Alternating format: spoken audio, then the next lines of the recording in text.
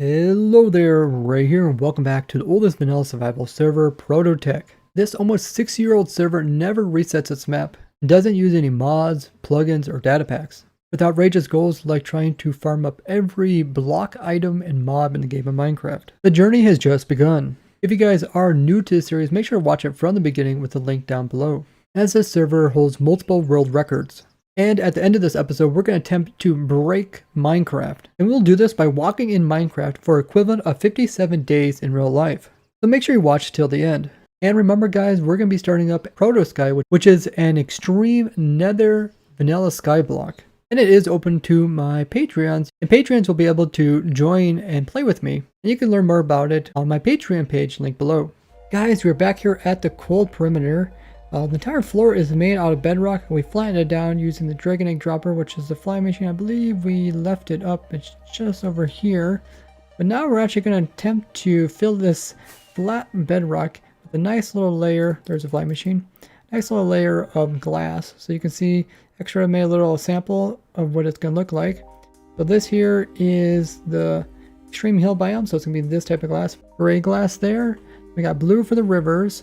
Then this is green for the taiga biome, and then over here is the cold plains biome, which does have snow in it, so we might have to put some string on it or something to prevent that, or we could just leave it, but that's gonna put white glass.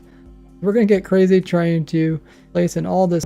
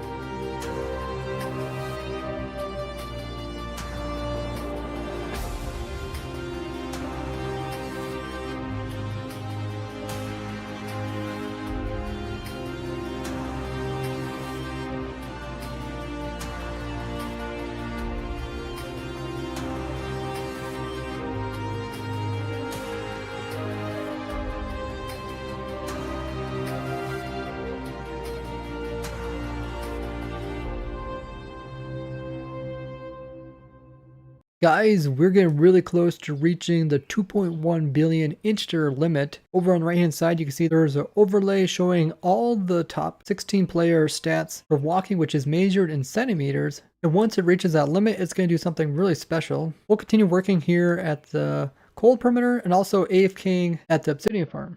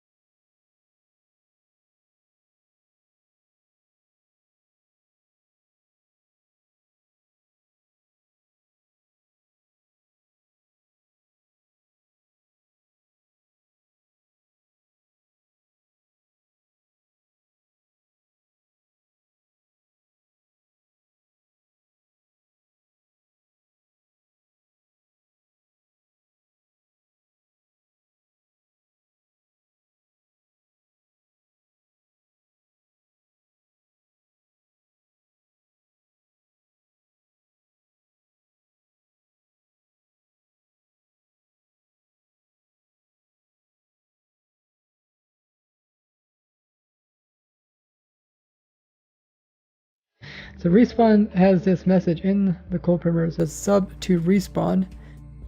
And you guys suggested that we should change this to unsub to respawn. So need to get some string as well as some snow layers. Let's see if we can correct that. There's string here? I guess he went to go get string because there was no string. I brought a string in my box, so hope I brought enough snow layers. Unsub, so we need an N here. N goes like this. It goes down. I guess we can put in the bottom of this like that. Put in the top, kind of give us a reference. The N will go down and then kidney corner upwards.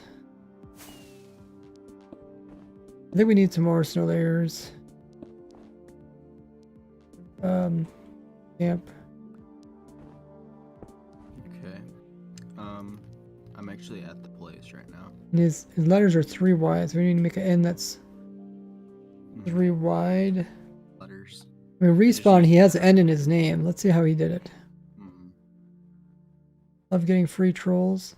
This is how he did his end. Oh, we don't have green glass. Yeah, someone needs to go to the cactus farm. Is the cactus output at spawn then? It is, but I don't think anything made it there. I don't know if anybody's actually AFK'd it. Okay, so now we make a U.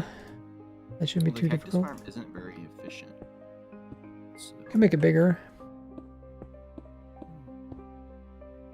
There, guys, we got unsub to respawn. I guess with my other string I can. This string down? Yeah, this is string.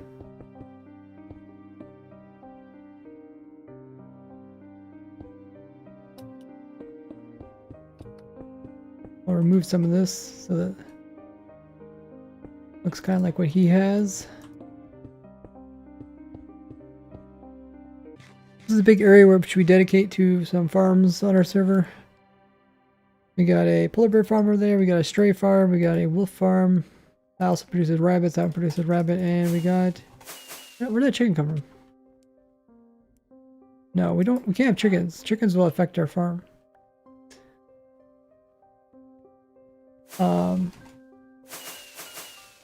We also have a llama farm over there. Look at these guys. 3 bones. Did you really not drop any bones? Guess they could drop no bones. That's gonna be interesting coming back to. I'm actually gonna take a screenshot of it. It's pretty funny. Let's take a look at it from above.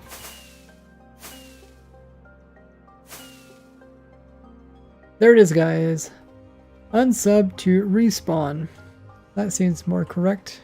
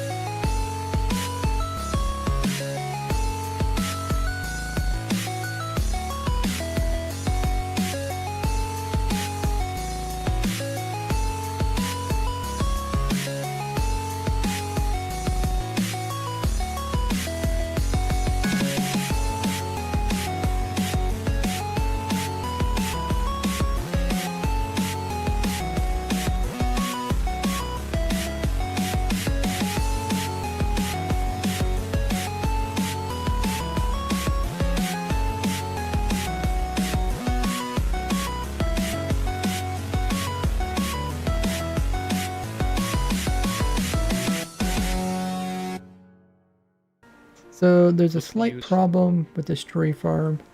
The snow golems, which are right there, need to be on top of carpets. Currently, they're just sitting on top of their own snow layer that they made. We need to push a carpet in there. But then actual snow golem can't get moved up until we take the boat. It's on top of his head up as well. So I think maybe push it up with the piston, then push a carpet in maybe, and then snowball him, make him kind of bounce and lower down. So that's what we're going to try to do. And we got quite a few people on help us. So I want to move this up, but I think we're gonna push it up against this block here. It's not gonna go up. So maybe we should move this piston down by 1. Put something on top of this which can push it up. I mean, I guess technically we could put a snow layer on top of this and then lift this up. Right? Did it even move up? And then what do I want to do?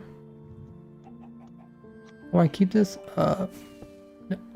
Oh yeah, I've got snow layers. Don't stay up. Maybe I'll get trapdoors.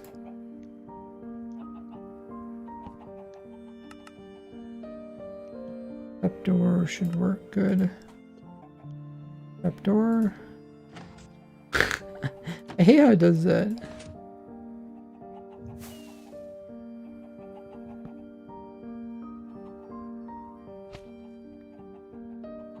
Powers it and it also pushes it at the same time. Okay, so did that actually move up at all?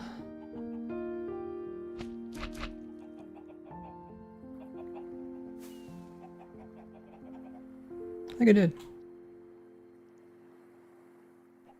I think it did. Yeah, I can see the white line there. So that's up in the air. That's good. We just leave it there. Now there should be nothing on the snow golem. Now we should be able to put a carpet in there. I think just putting a piston here. Put a piston there. If we push this in, can't put buttons on the side in this version, unfortunately. Push that in. Remove that. So technically, the snow golem is still inside of the carpet. So if we hit him with a snowball, oh shoot! Snowball's inversion are so glitchy. Oh my goodness. They hit like every block. Yeah, no, I mean, oh yeah, I think that worked. Yeah, he's on top of it now. We go ahead and we lower this now. I think that's all we have to do. So I don't think it's gonna be that big of a problem to fix this. I know Nudicus was kind of afraid, but I think as long as we mark everything back again, make backups and stuff like that, should be good to go.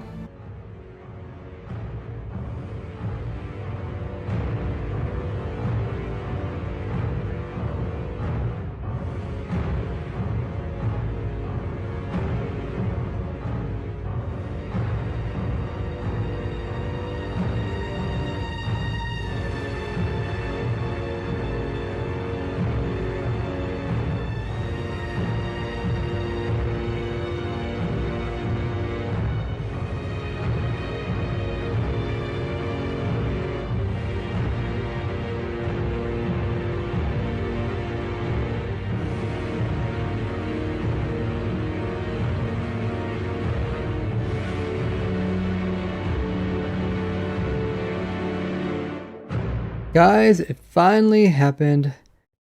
I have been AFKing here for the last 20 days, and you can see my character is no longer at the top of the scoreboard. That is because my statistic for walking has got so large it actually went into the negatives. So if we go ahead and look at the actual stats, you can see right here, distance walk, negative 2.1 billion.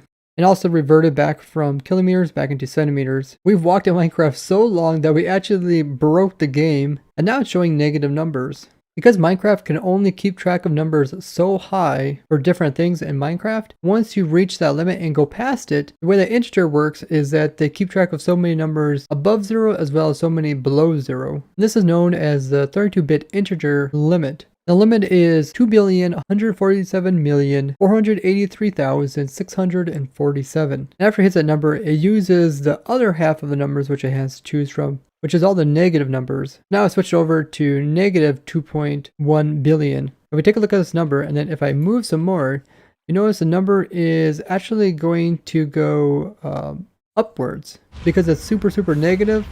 it's going to slowly climb towards 0. So if I actually continue to walk, it will eventually make its way all the way back up to 0 and then start climbing up through the normal numbers once again. So I did a bit of walking. Let's go ahead and look at the statistics. They do take a little bit to update. So it was 900,000 here, and now it's 800,000. So these numbers are getting closer to 0, and then once it reaches 0, then it's going to flip back over to the positives again. Pretty crazy. That's also measured in centimeters, so it like completely goes wonkers and doesn't know how to convert this into kilometers. What's really cool about this stat is it will actually stay this way if you get it before the 1.16 update. 1.16 they fixed it so that it no longer will roll down to negative, it'll just freeze at the very top. If you actually want to get some really cool stats in Minecraft, make sure to do this before updating to 1.16. I'll be talking about this more in a future video, so stay tuned for that. But this is insane, guys. We've been walking so long on our obsidian farm here that we actually broke the game of Minecraft.